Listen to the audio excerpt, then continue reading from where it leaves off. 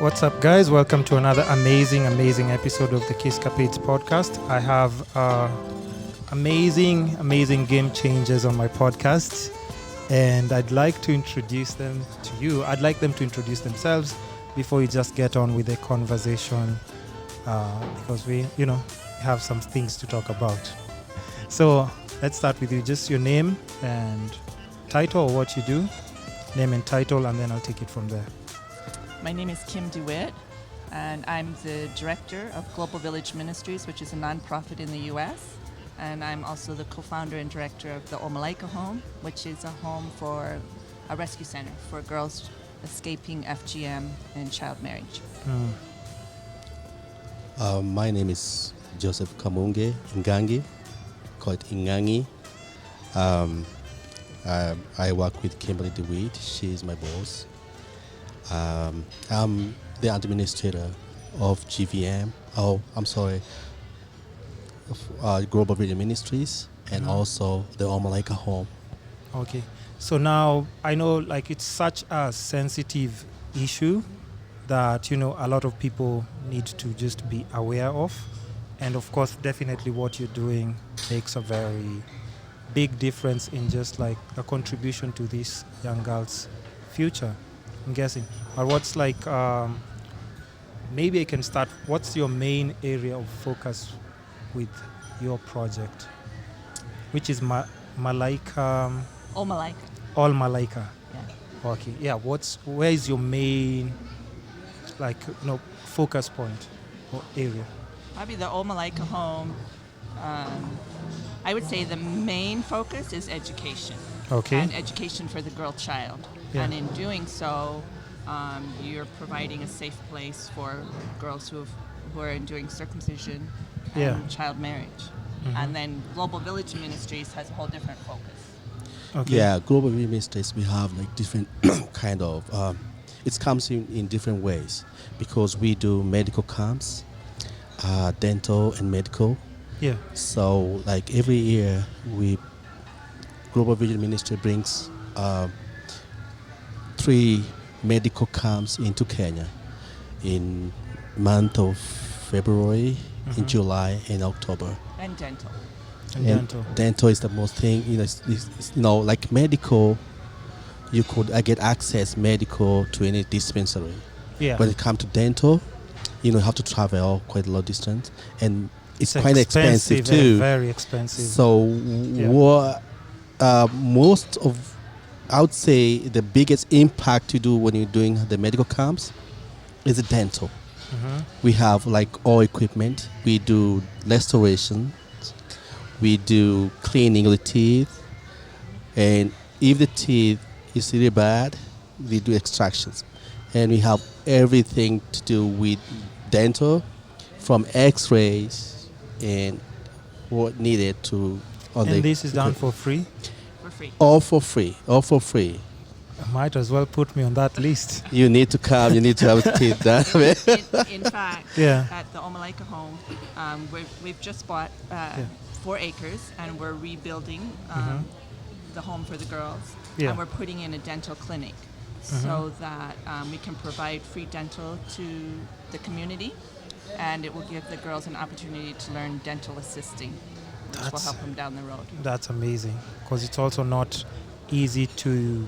the school fees and everything that you need to go through formal-wise in school, it's a bit pricey. But if you get there with a bit of basic, when you're paying for that college fee, at least you're definitely on the right track to what you're trying to achieve. By coming on that, it gives the girls kind of, they have something to think about. When I grow up, I want to be a dentist, I want to be a nurse. To inspire them. So whatever we do, we try even to invite people to come talk to them. Yeah. We ask every lady who have an expertise and they would like to come and talk to them, to encourage them. And, when they feel like women can make it, it's so super for them and for us, because we give them hope. And then now, speaking of which, let's talk about just the FGM, because I think now that's where it's also really important, and it's still a bit hard to move tradition and culture to people to understand, like, we need to move kind of from that. Is it easy for you to communicate this to the parents who are still insisting on doing this, or how does it work? I think that with FGM, there's all different levels of people that are out there working. There's people in politics that are very active voice fighting against it. There's government making the laws. Yeah. And then I think we're basically the grassroots where the girl needs immediate help. She needs rescued, and so we're there to just simply take her in right from the issue she's in. So we take in girls under 12, and our youngest is 5. We have girls who were 8 years old and married to men in their 30s, 50s, 60s. This is in Kenya, right? This is in Kenya. You know why that's very important? Because I've been telling, it's very important that I've actually bumped into you guys and we're talking about this. Throughout last year, I've been talking to people about teenage pregnancies around Kilifi County, which were like up to close to 14,000. The numbers were like a little bit unreal if you think about it. But all these young girls were pregnant from like people who are like really super, super old. And at times for us, when you're in the city, you can't really relate to that because it doesn't seem like it's something that possibly can happen. But people on the ground who actually, like you guys, get to see and rescue these young girls. But what's the action being put behind that? Do you have to wait for the girls to go through something or run away, or do you go into the homes and actually try? And I would like to know what the process is like. Anyway, what thank you for what that are the question. steps? Yeah. Very important, because the government is trying to do as much as it can to follow it up and try to make it, to stop FGM and early marriage. But still, we deciding the Maasai people, because the community we are working with, because the OLMALAIKA home is by the Maasai Mara. So the community around there, all the way, like from Kilgoris, going down to the Mausa, to Kajiado, is like the area we're working at. So what happens is, the government can do everything they do, but even the chief themselves, sometimes they have no idea what's happening. Exactly. Because it's so hidden. Especially the men would like to have the FGM because they want to make money out of their children. So it's how? If your girl is not circumcised, you'll never get the cows as you want it. Oh. It's all about getting a dowry. Oh, okay. Gotcha. So everything's done under, like nobody's knowing what's happening until maybe the chief get an information and maybe bump on an occasion where something happening and like, oh, what's happening here? And maybe they follow it up. Yeah. Yeah. But I think on our end, we typically get them, the girls are brought to us. So either the chief or the police might bring them to us. Sometimes the mother will come. Sometimes the girls literally just run away themselves from the situation and then find their way to us, or we get a call, somebody's out hiding somewhere. So they come various ways to us. But yes, it's still happening. See, it's just important for people to understand and just know that it can be a privilege being in the city, because these things you don't really pay attention to them. But speaking on that, what's the main step that can be done, like from you guys? Do you think the old people should be educated more on moving away from that? Because to them, they might be thinking, like you said, it's all about getting that extra dowry. And to this person, it's tradition. They don't think like they're doing anything wrong. I think that, unfortunately, it's a good thing to make rules and laws, but people have to understand the reason behind it. And so often when a rule is made, we find a way to get around it if it's something against what we believe in.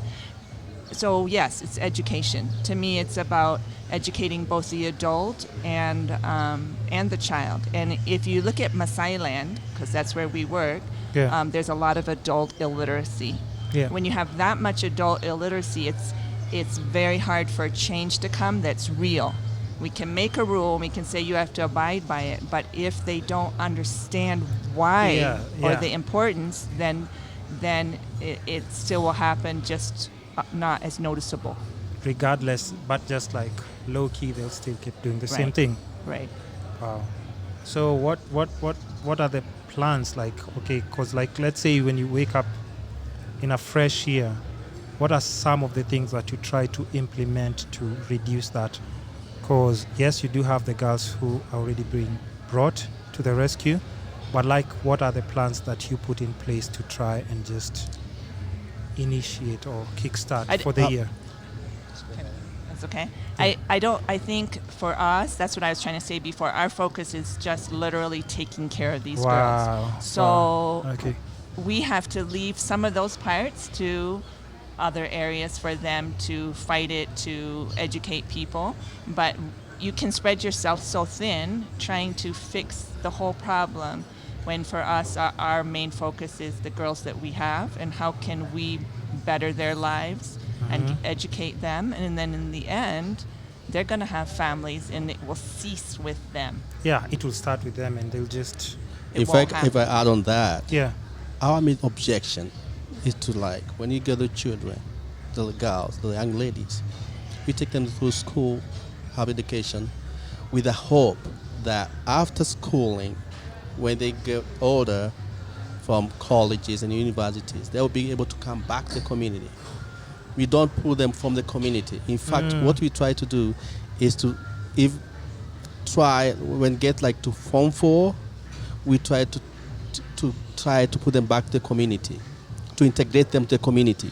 So that way they have, from Form 1, when they close school, they go back to home, to their homes, to try to integrate the community, because now they are learning. They have a whole different mindset and they understand what's right and what's wrong. They have younger friends, they have younger sisters also, and even their families too. So even you couldn't believe it, because some parents, after we have the girls for some time, they come back and they embrace them.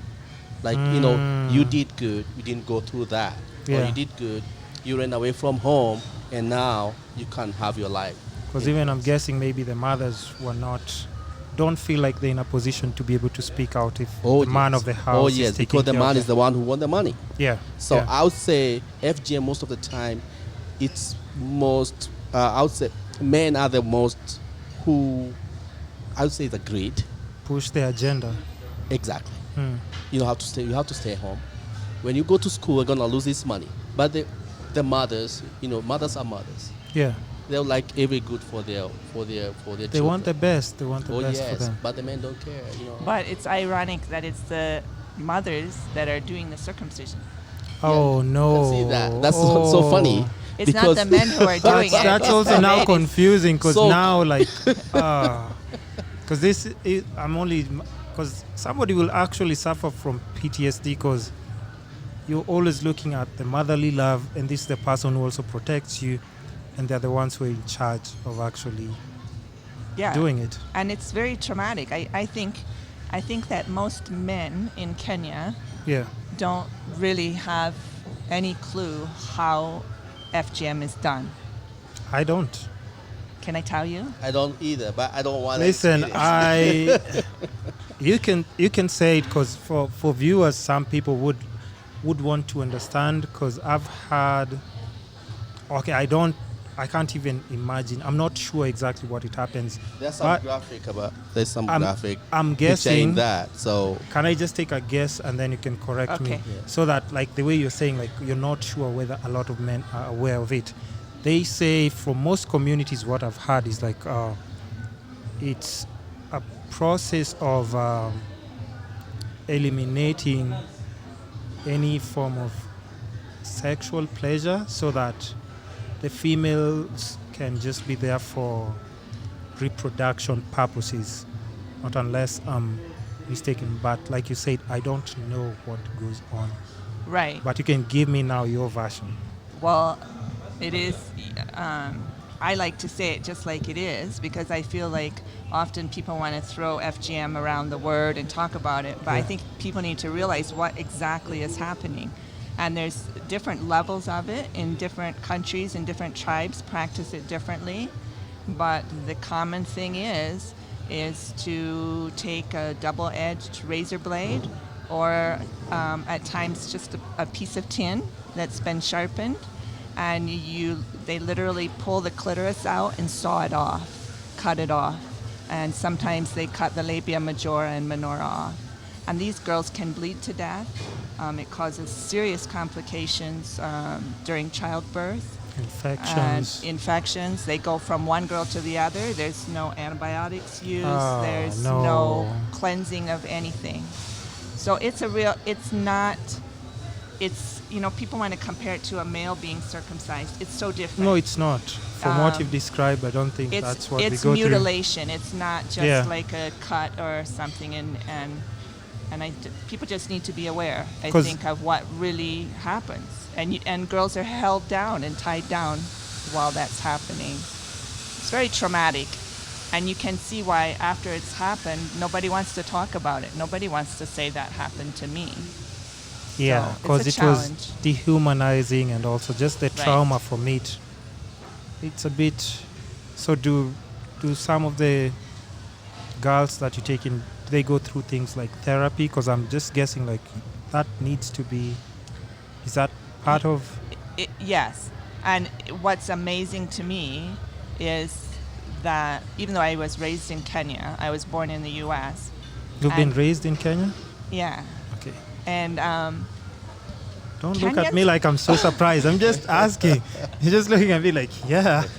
Kenyans are so resilient. I'm just amazed. If this happened to a child in America, there would be all sorts of counseling and therapy and depression and all of this. But it's amazing to me that Kenyans, and I'll speak on ladies' behalf, they're so strong, so resilient, that they can go through things like that and yet continue to function and have healthy lifestyles, which is really, really amazing when you consider what they've endured.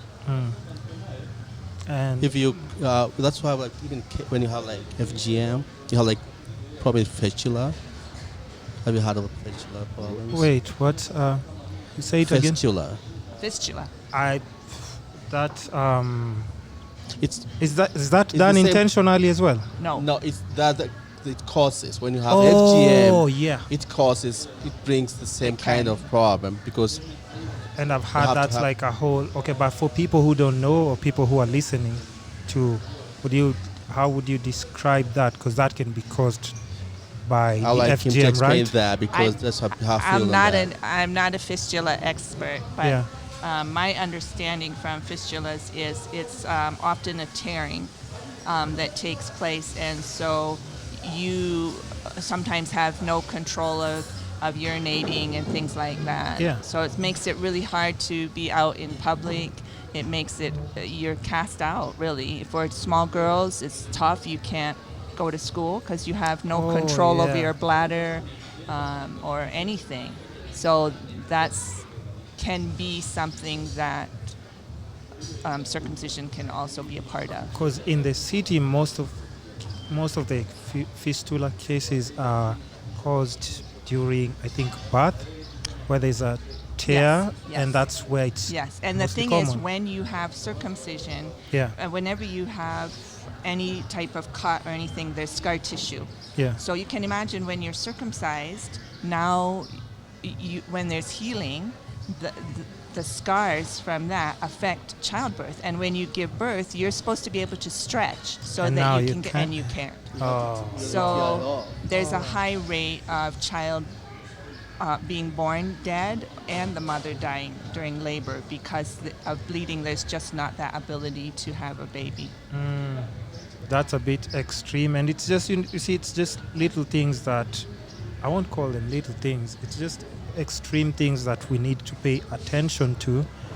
But with your program still like just happening and rescuing the girls and everything, is there a way that you publicize or just create more awareness, like sending maybe people from your team to I don't know, I don't have the solution, so I'm just asking, like, how do you go about it? We tried just to talk to people one-on-one, and like this kind of platform is so important that people can know there's something happening and how can you help from your end, from your position. How can you go out there and spread the word, and especially as my Kim was saying, educate them. You came up with that thing about educating those elderly people to know especially what's the consequences. When you do this, it's gonna come back to you guys, and you ruin your children's life when they're still young. Education is so big. When you can learn, somebody can tell you something, but when you can read it for yourself, it's life-changing. I always tell people the same thing. When missionaries came to Kenya, you have all these different denominations with the same book, the Bible or whatever, and they're all sharing, but they're not agreeing on what the same book says. And if you can't read it for yourself, it must be so confusing to say, now this pastor is saying this book says this, and this pastor is saying the book says this.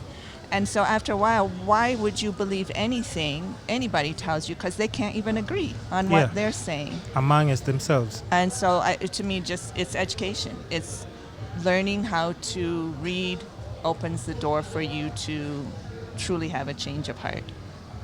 Wow. I'm a bit speechless, because, these things, I'm always trying to think if I had a daughter and, found themselves in such a situation, maybe because I'm not around, and maybe the grandma is taking care of them and they are so in tune with that kind of tradition and culture, and that gets to happen to them, which, because I know in person, like people who I've even had on the podcast, and they've gone through that. And it's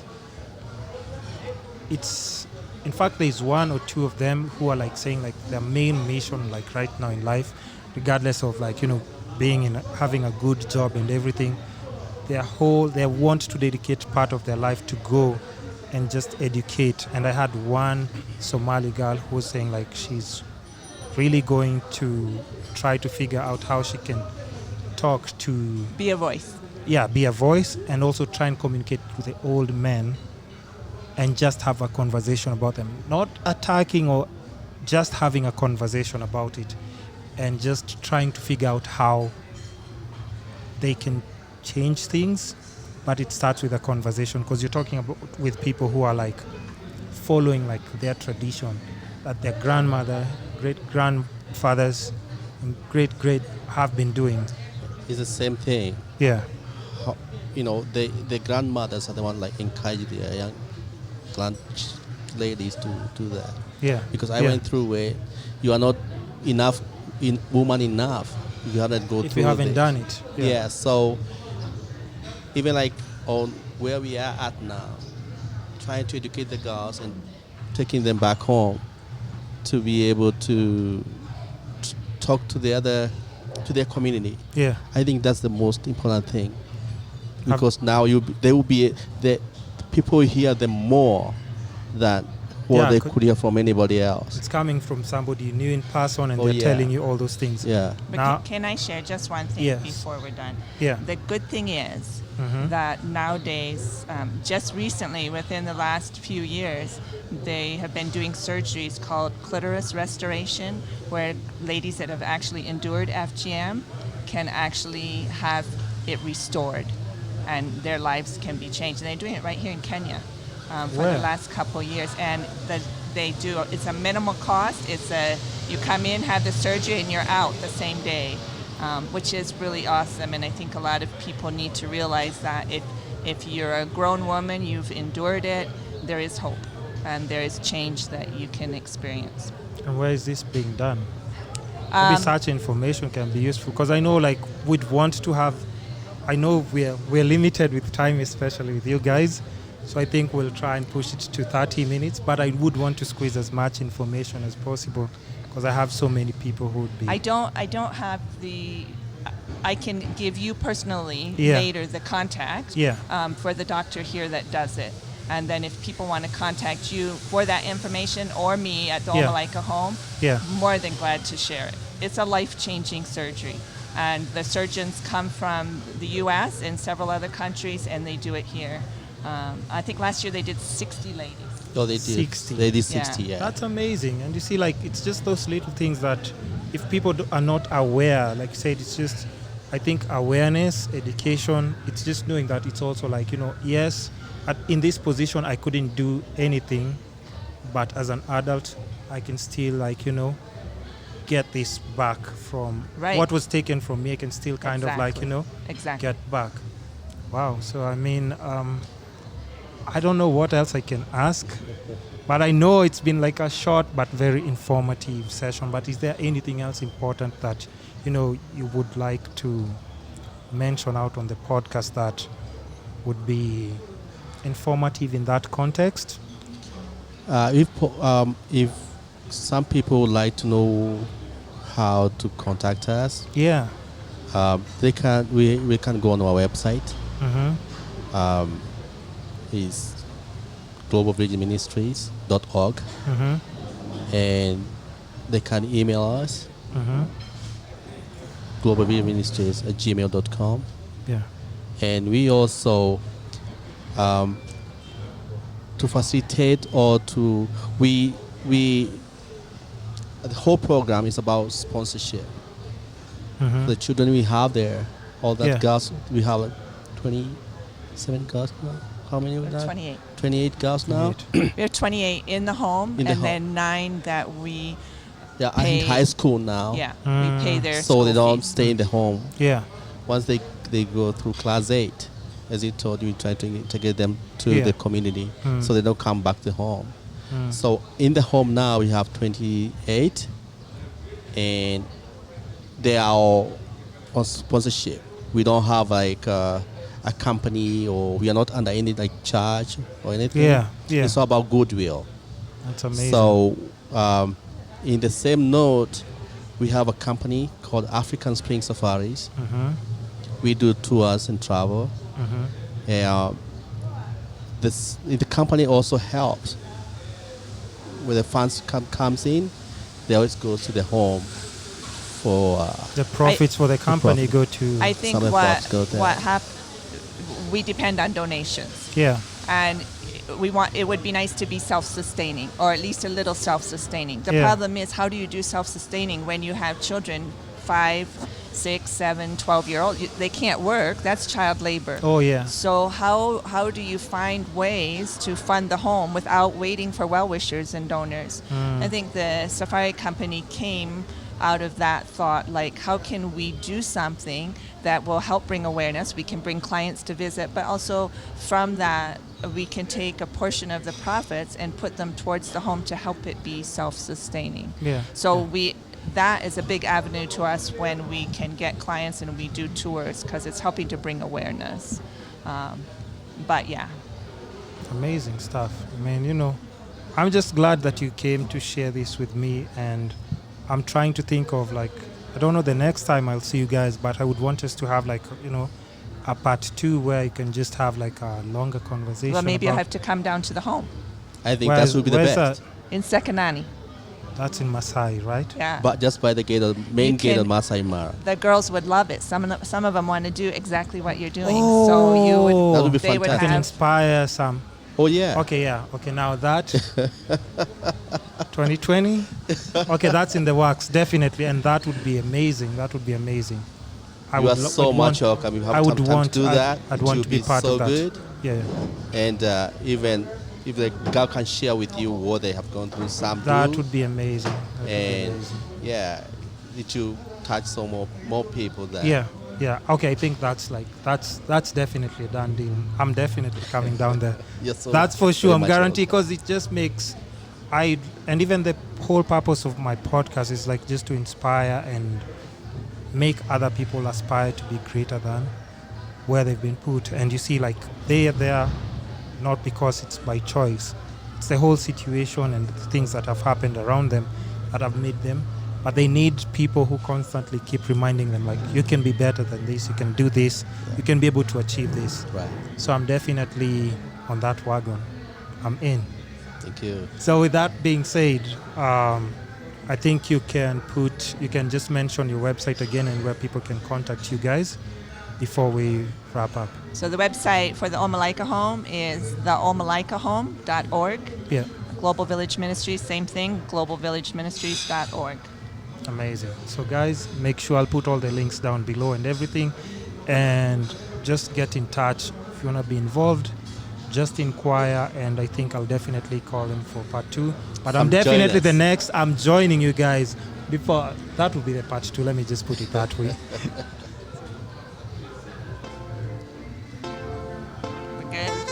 It's been another amazing episode of the Kiskapades podcast. We appreciate all the love and support. And guys, you know the drill. We're on Apple Podcast, Spotify, Castbox, YouTube, Facebook and Instagram. It's the only way you can show some love and support and help our channel and social media platforms grow. We appreciate all the love and support. Thanks for listening. Thanks for watching. It's the Kiskapades podcast. Goodbye.